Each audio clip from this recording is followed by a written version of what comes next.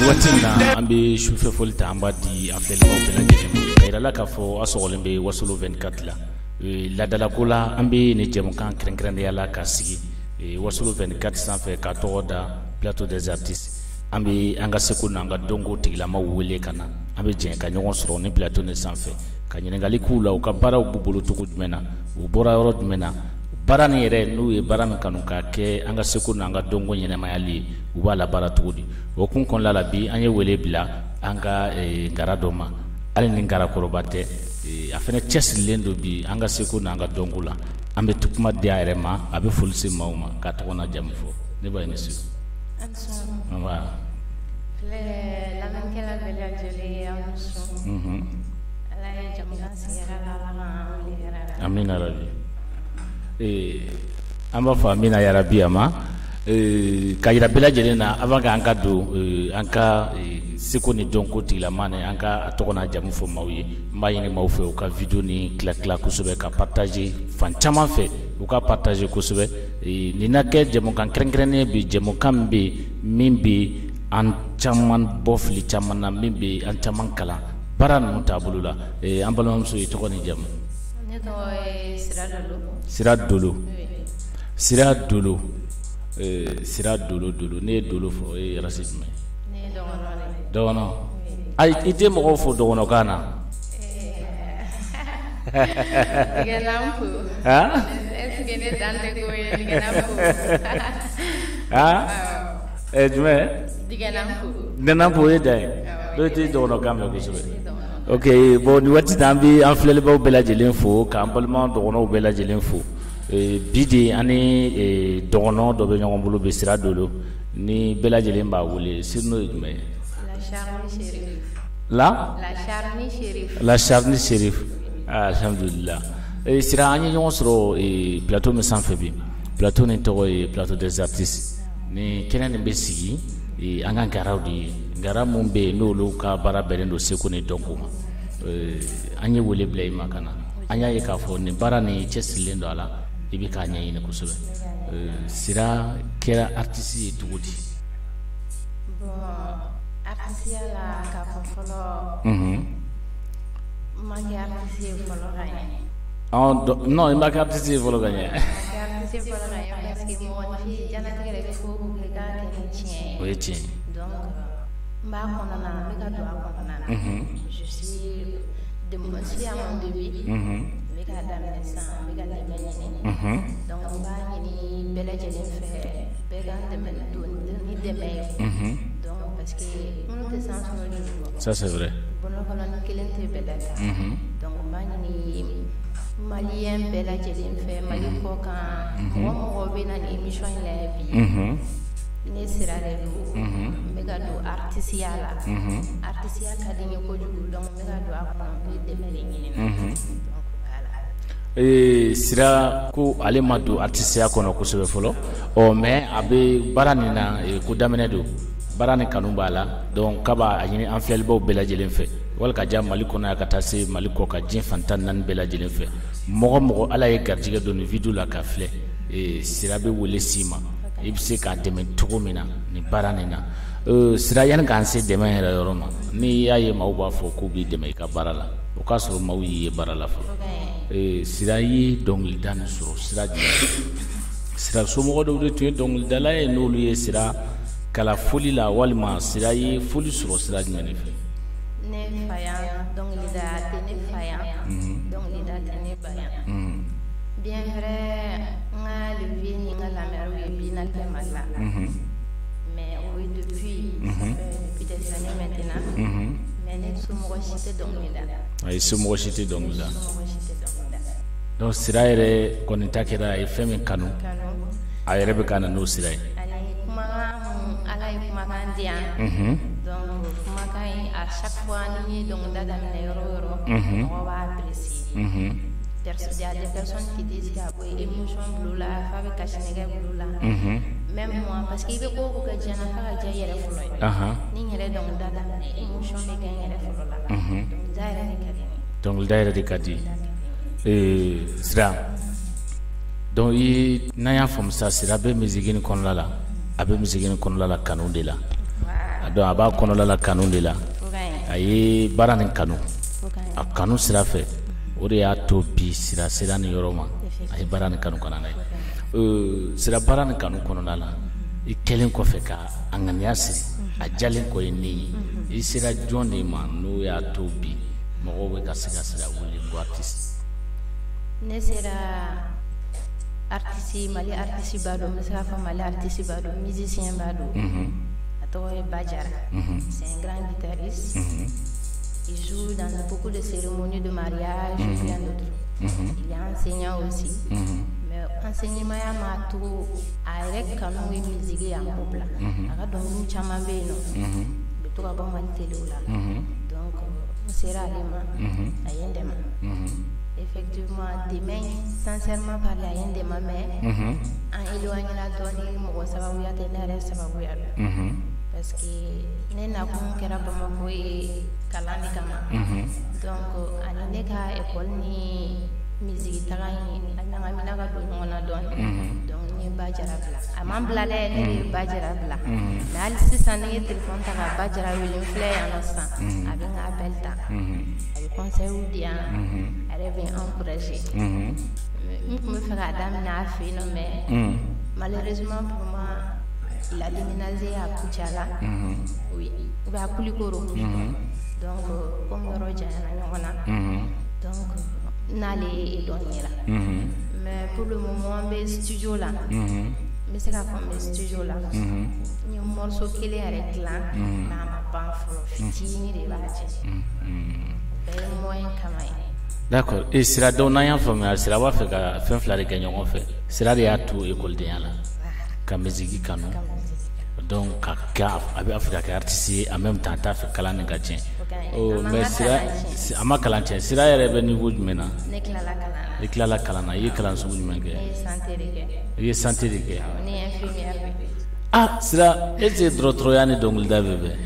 Diɲɛlatigɛ la n'i kɛra fɛn o fɛn fɛ. Awɔ. A fila si tɛ ɲɔgɔn tiɲɛ. I ka se adamaden i bɛ i ka se i yɛrɛ minɛ cogo la. Ah mais sira ni kɛra infirmier blouson bɛ dɔgɔtɔrɔmuso kana dɔgɔtɔrɔso la ko concert bɛ yɔrɔ dɔ la banabagatɔw dalen don a fila la jɔn de kan ka kɛ o la? Ne bɛ banabagatɔw ta. Aw donna mɔgɔw ka concert bɛ tiɲɛ. Concert tɛ tiɲɛ. A bɛ sira fila tɛ se ka kɛ ɲɔgɔn fɛ. Parce que mun na i bɛ ko o ko kɛ il faut k'i kan emploi du temps de k'i ka ko la. K'i ka ko arranger. Arrangement de diɲɛlatigɛ fɛn bɛɛ. Ne ye infirmière ye ma fonction sɔrɔ fɔlɔ. Mais n'i y'a lajɛ sira an filɛlibaga caman bɛna kɛ ni ɲininkali kɛbaga ye Wasolo 24 sanfɛla la u bɛna na ɲininkali kɛ ko infirmière parce que n'i y'a lajɛ Mali la a ka gɛlɛ k'a fɔ k'i bɛ docteur sɔrɔ min bɛ se k'a ka emploi du temps calculer ka bɛn a ka temps ma parce que toujours imprévu bɛ na une fois k'i kɔni bɛ yen a waati kɛrɛnkɛrɛnnen tɛ k'a fɔ ko mɔgɔ bɛ bana nin waati la. Banabagatɔ bɛ se ka na en tout moment. Donc no o nana bɛɛ et ça trouve que mɔgɔw ye concert avancé di sira ma mɔgɔw ye tige ta u kan ka taa concert yɔrɔ la su na dɔw fɛnɛ dalen bɛ brancard kɔnɔ ka na dɔgɔtɔrɔso la sira fɛnɛ kan k'o furakɛ. Sira dun tɛ fila ye sira ye kelen kelen ye. Sira tɛ se k'i yɛrɛ tilan fila y'a la mais ne ka domaine ye accouchement ye. Ne bɛ la musolajigin de kɛ. Comme musolajigin filɛ. A tɛ komi i n'a fɔ domaine tɔ ninnu de temps en temps de ani n bɛ phase mun na sisan stage dɔrɔn de kɛ donc pour moi a tɛ ka fɛn tiɲɛ fɔlɔ. A tɛ ka fɛn tiɲɛ fɔlɔ parce que fonction publique ma sɔrɔ fɔlɔ. D'accord a diyara n ye kosɛbɛ sira i bɛ se k'an hakili lajigin parce que an y'a ye k'a fɔ i ka baaraw kɔnɔna la e ye dɔgɔnɔ ye dɔgɔnɔw ka culture bɛ yen. Dɔgɔnɔ dɔnkilidalaw bɛ yen u ye tɔgɔw sɔrɔ u ye fɛnbaw kɛ Mali in na yan mais kana ye sira an y'a ye sira bɛ jar fila de kɛ waati dɔw la a bɛ taa Wasolo waati dɔw la a bɛ taa Dɔgɔnɔ dugu la Wasolo sira nin sɔrɔla cogo di Wasolo sira in o sɔrɔla Umu Sangare Kanuga La Diva Umu Sangare la mama donc an b'a ɲini mɔgɔw fɛ kosɛbɛ u ka video ni tila kosɛbɛ walasa Umu Sangare bɛ video nin ye Umu Sangare ka video sɔrɔ donc Umu Sangare kanu de kama o de y'a to i ye Wasolo musique kanu depuis n ka dɔgɔ ni Umu Sangare ka son lamɛn émotion dɔrɔn tɛ a voix yɛrɛ de ka di n ye mais i n'a delila ka ɲɔgɔn ye ne ni Umu Sangare ma deli ka ɲɔgɔn ye mais est-ce que i ye laɲini kɛ ka Umu yɛrɛ ye ne ye laɲini kɛ n taara fa ka hôtel la ka taga ka yɔrɔ ɲini mais tiɲɛ na n ma se ka taa ka yɔrɔ ma u ye minnu n ye adressé minnu na u bɛ yɔrɔ minnu indiqué n ye u tɛ yɔrɔ ɲuman kun ye donc n ma se ka ɲɔgɔn ye fo bi donc o kɔrɔ ye an b'a ɲini sa k'a fɔ Umu Sangare ko sira bɛ k'a ɲini ne k'a ɲini dɛ n'Ala sɔnna ma i n'a bɛna ɲɔgɔn ye sira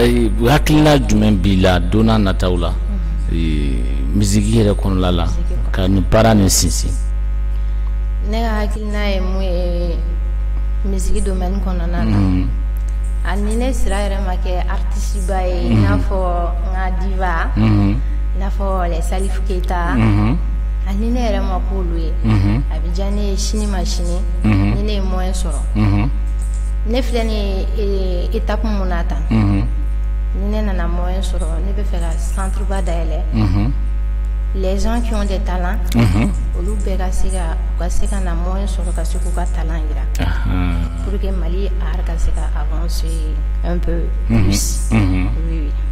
Oh d'accord sira donc i ka projet dɔ ye don n'a nataw la ka yɔrɔ dɔ dayɛlɛ ka kɛ centre culturel ye effectivement maaw kana dɔnkili kalan ka art yɛrɛ kalan k'a dɔn o ye sira yɛrɛ ka hakilina belebeleba dɔ ye mais sira an bɛ don min na komi bi hali ni y'a sɔrɔ fonction publique ma sɔrɔ sira kɔni bɛ k'a débrouiller ka dɔnkili da a ye Dɔgɔnɔ dɔnkili kalan o y'a fasiya ye ka tila ka na Wasolo ta Umu Sangare kama mais sira yɛrɛ fɛnɛ bɛ morceau mun kɛ parce que ni artiste o artiste ta i bɛ taa sɔrɔ a ka dɔnkili kɔnɔ a bɛ basé conseil dɔ de kan a bɛ se ka kɛ du dilanli ye a bɛ se ka kɛ denmisɛnninw ka ɲɛnamaya sabatili mais sira yɛrɛ bɛ sira jumɛn k'aw la min bɛ maaw bilasira kosɛbɛ ka taa an ka danbe ma sincèrement ne ka teli ka hinɛ dɔnkiliw de la hinɛ dɔnkili hinɛ dɔnkili i bɛ se k'a ɲɛfɔ an ye dɔɔni parce que hali ni n ye dɔnkilida daminɛ sa mɔgɔw b'a fɔ a bɛ émotion k'u la donc ni ne yɛrɛ dɔnkilida daminɛ dɔrɔn a bɛ kɛ hinɛtɔ ko de d'accord bon komi hinɛtɔ ko don donc n b'i to yen i bɛ hinɛtɔ dɔnkili kelen da donc ne ni filɛlibagaw mais i kana an kasi dɔrɔn o de ka gɛlɛn sinon i bɛ se ka hinɛtɔ dɔnkili dɔ da ye an bɛɛ bɛ Ala bolo falajigi ye Ala ye Mamadu mandenw bɛɛ bɛ Ala bolo falajigi ye Ala ye deni fala sama foli ko duman do fala sento la deni baka sɔgɔma foli ko duman do fala sento la du kɔnɔ la kɔngɔna sigi fala ti considéré fala ni sɛgɛn fala ni ɲani fala ni tɔɔrɔ fala ni dusukasi mana se kudarandaw la i bɛ fala ye Ala mana se misiridaw la i bɛ yatimɛlu ye bɛɛ ka fala ladon fala ni doni ka kan an ka fala ladon fala ni doni ka kan tiɲɛ yɛrɛ la sira an bɛ dugawu kɛ hali bi Ala ka nin ko ninnu taga ɲɛ kosɛbɛ voix n'i y'a ta k'a lajɛ a bɛ don mɔgɔ fɛ kosɛbɛ surtout dɔnkili nin dara n'o kan min ye n'i ye an ka farafinna danbe ta k'a lajɛ ko ka falaw ladon fala yɛrɛ ye mun ye bamanan maa min bɛ yen fa t'a fɛ ba t'a fɛ ale kɔni bɛ yen a ka sababu kɛra bangebaga fila min ye Ala tilala k'olu minɛ ka kelen to diɲɛ nin kɔnɔ yan o de tɛ fala ye wa donc an k'olu ladon Ala yɛrɛ fɛnɛ ko i y'olu ɲɛji cɛ ale b'i la sawa diɲɛ kɔnɔ yan sira i hakilina sɔrɔ k'o dɔnkili de danne donc sira n'o y'a faamuya morceau nin bɛ nin parce que dɔn e yɛrɛ ye nin kɛ hinɛtɔ dɔnkiliw de ye quoi. Jarabi dɔnkili b'a la. Ala ko sɔn sa. Ah bon? Parce que an bɛ don min na komi bi ni i y'a bɛɛ kɛ hinɛtɔ dɔnkili ye a dɔw bɛ kɛ cɛkɔrɔbaw b'a la mais an bɛ waati min na komi sisan maaw ka teli dɔɔni n'i m'a fɔ k'a fɔ waati dɔw la ko k'a lajɛ Yakuba ka di sira ye ou sira gari ye. Kuma ta an bɛ génération mun na dɔnkili mun ka di mɔgɔw ye sa o ye critique ni fɛnw ye. Voilà. D'accord. An bɛna na ɲɔgɔn ye sisan sira an y'a ye k'a fɔ ni hakilima dɔnkiliba ye mais sira n'i ye an ka bi misiki ta k'a lajɛ i n'i ka denmisɛnya i kan ka se ka remarque dɔ k'a kɔnɔla la fɔlɔ ni tun ye Mali seko n'a dɔnkɛw mɔgɔw lamɛn i bɛ taa sɔrɔ u b'an ka furuw dilan bolo u bɛ an ka adamadenyaw sabati an bolo u bɛ an ka maninfinya ta sira yira an na k'a sɔrɔ u m'an sigi ɲɔgɔn kan i kelen pe bɛ dɔnkili lamɛn i b'a sɔrɔ i bɛ fɛn dɔ sɔrɔ a la mais bi an bɛ don min na komi bi an nana ye o bɛ ka dɔgɔya an ka seko n'an ka dɔnko maaw bolo e dun ye denmisɛnnin de ye i dontɔ don fɛn kɔnɔ e bɛ se ka mun de hakilina di maakɔrɔba ninnu ma hakilina jumɛn fana bɛ e la ka na don n'a nataw la k'a ko dilan. Hakilina min bɛ ne na o la bon sincèrement n'i y'a fɔ sisan a bɛna fɔ n bɛ critique kɛ critique man di ne. Ayi non bon n bɛna min fɔ bamananw b'a fɔ bamanankan na ko joli tɛ furakɛ nɛ kan maninfin jugu fɔli tɛ critique ye a tɛ komi i ye maa dɔ ta tɔgɔ ma k'a fɔ ko o de bɛ nin ko kɛ jateminɛ de ye ne yira ne min ye question posé kun ne ma n sigi dɔrɔn ka hakili jagabɔ k'a posé n fɛnɛ ka ɲininkaliw la ɲininkali mun bɛ kɛ n na n bɛ jateminɛ mun kɛ o de ye nin ye k'a fɔ bi an bɛ don min na komi bi an ka seko n'an ka dɔnko a dɔnkili mun ani kunun ni bi i b'a ye k'a fɔ kunun tun bɛ ladilikan min d'i ma bi t'o d'i ma sira dun wulitɔ don ka fara bi ta nin kan an dun mago b'a la a ka kɛ kunun ta ɲɔgɔn ye. Tiɲɛna ne b'a ɲini Mali artiste cɛman ni musomanw bɛɛ fɛ ko kɛlɛ bɛ diɲɛ fan o fan Ala tɛ. Ah bon? Parce que mun na adamaden na an ka kɛ ɲɔgɔn fɛ fɔlɔ Ala kɛra adamaden fɛ ka tɛmɛ diɲɛ ka dantan fɛn bɛɛ kan mais na an yɛrɛ bannen don an yɛrɛ la o ye ko gɛlɛmanba ye. Ça c'est vrai. Donc déjà an ka Mali bɛ position mun na o yɛrɛ ye ko an dépassé mais n'a fɔra dans ces genres de situation an bɛ musique de lamɛn pour que k'an soulager k'an lafiya mais n'a fɔra an ka o dɔnkilidalaw yɛrɛ bɛnnen tɛ tiɲɛna a bɛ mɔgɔ décourager. Sira ye nin hakilina min fɔ nin ko artistes ka don da kelen fɛ u ka bɔ da kelen fɛ e bɛ se ka nin kɛ dɔnkilinin dɔ ye sisan k'a da an filɛlibaw la han voilà o ye création de ye quoi an ka taa. ne b'a ɲini Mali artistelu bɛɛ fɛ la ka ɲini Mali ŋaralu bɛɛ ma a cɛman fara musomanlu kan sira denmisɛnnin cinin de ne ma kodɔn fɔlɔ ka ne sera min ka duda ma o ye n to denya ye ne b'a ɲini Mali ŋaralu fɛ an k'an bolo di ɲɔgɔn ma ne b'a ɲini Mali artistelu fɛ an ka kɛ ba kelen ye la kɔnɔkulu jɛlen ne bɛ bi de fɔ jaliw mana diya hɔrɔnw bɛ lafiya hɔrɔnw mana kɛ kankelentigi ye jaliw bɛ avancer bɛnbaliya o bɛ sigi goya la bɛnbaliya man di ne ye n t'a fɛ yala. Sira ko ten ko bɛnbaliya man da ye k'a bɛ sigi goya bɛn tɛ furu min na o tɛ furu duman ye sigi o sigi bɛ yen ni bɛn tɛ o tɛ bɛn duman ye wa jamana o jamana ni bɛn t'a kɔnɔla la ɲɛta t'o jamana la an bɛ dugawu kɛ jamana ni Ala k'a basigi Sira artiste i ye fɛn min kɛ nin sisan nin bɛ maa caman dabali ban ka kuma dɔ fɔ ka tila ka kuma lasegin ma k'i k'a kɛ message ye k'a kɛ dɔnkili ye k'a di maaw ma artiste caman bɛ yen n'i ye nin fɔ a ye a b'a fɔ ko nin waati nin na ta k'a ma nɔgɔ dɔɔni sira k'o kɛ an b'a ɲini an filɛlibaw fɛ Wasolo 24 filɛlibaga cɛ n'a muso bɛɛ lajɛlen maa bɛ k'an filɛ diɲɛ fan 14 fɛ nin waati nin na nin de ye Sira ye Sira Dolo denmisɛnnin fitinin don a kanufɛn kɛra fɛn min ye o ye dɔnkili ye mais kalan sira fɛ a ye baara min kɛ o ye infirmière de a kan ka kɛ matrɔni de ye infirmière obstétricienne. Musolajigi ka anka musokonomo ko lu bere ka nga de yinenu ndama hereni bane kono la an lafiyale mande soro fente bala sira nunu de kango kanye jamana ngono o ma ale yitu kala fena na yefemin kanu aka dianate kono la mati kanu fen soazi ala de badima o kera dongil dade sira de bo sira ka ale de ko be malaya mandai atti be malaya fe o sira ambe wati mina ko min sisa jamana ne al nama foka fo mali alhamdulillah ambe ala foka barka da ambe do mina ko bi akota bulu kai bembe dana doni me alibi mado be futne bu dusukuna ka nyesin jamana ni ma wule kan jumen be bulu malien din bela jele ma ngantike di nyoma